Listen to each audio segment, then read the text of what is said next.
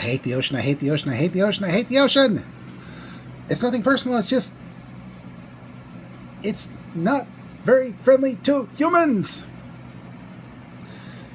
Yep. They've made a sequel to the crazy hit action flick, The Meg. And it's basically higher stakes, same crazy toothy fish. Meg 2 The Trench. Once again, Jason Statham leads a team of scientists to study ancient fish in a part of the Marianas Trench, and things go pear-shaped because not only is there some sort of rogue mining operation, but there could be enemy agents within their very staff. And funny enough, I actually figured out who was the enemy among the staff. I'm not going to spoil it, but it was just a shot in the dark, and it turns out I was right. And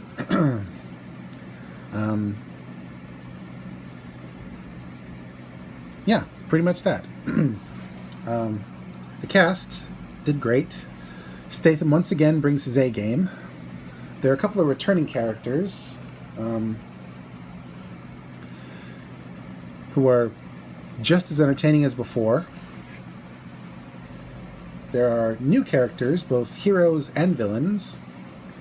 The heroes are enjoyable to watch and sympathetic, because when people start getting eaten, you actually care that they're getting eaten. And some of the character deaths are rather brutal, but not in a gory way.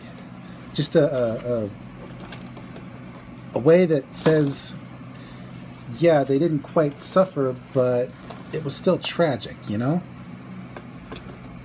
They made me care about these people only to kill them off. So that's kind of a mean move there. As for the villain characters, they were honestly like Captain Planet villains. This one character said, we can take what we want and the people won't see the damage we're doing. Yeah, smooth move, villain person. You're making billions of dollars, but that money is just paper and parchment once you kill the thing you're living on. You know, the planet. To be honest, when that villain was making a speech, I expected Captain Planet to show up and smack some sense into him. But that didn't happen. One villain had a fairly satisfying end after what they pulled. Another villain went out in a comedic fashion that was equally satisfying. I'm not going to spoil who was who, but overall, the villain deaths were fairly satisfying. As for the collateral damage, it was chilling seeing people swallowed whole, still struggling to swim inside the mouths of these monsters. That made it hard for me to breathe a couple times.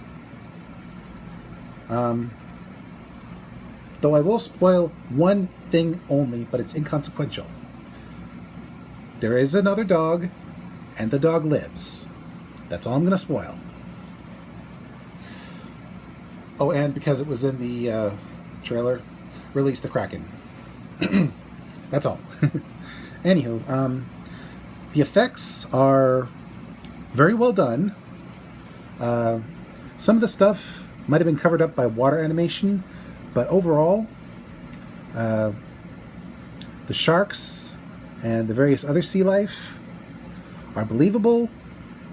And while the underwater battles and submarine stuff might not be as well done as, say, the practical effects for The Abyss, which I loved back in the day, especially the long version. which makes far more sense than the theatrical version.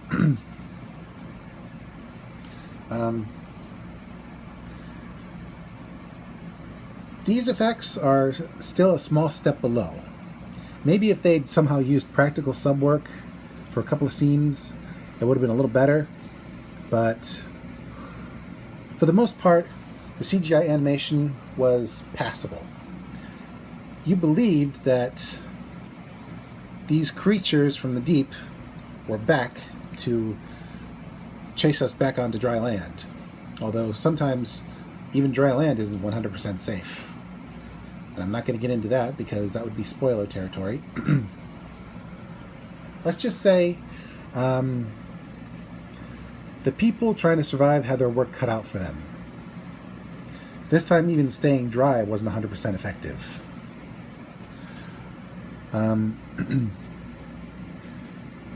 So, yeah.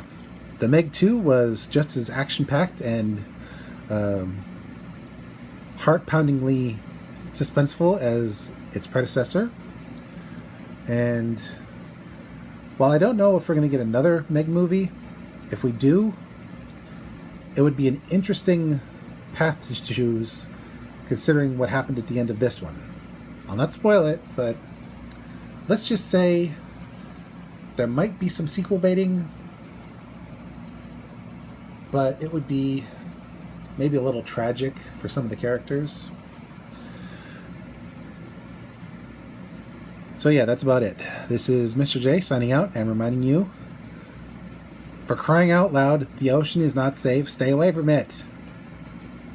And yes, I know sharks don't necessarily go after humans, but why tempt fate? Stay dry. Stay dry! And play Subnautica. It's a lot more fun than just being wet all the time. Cheers.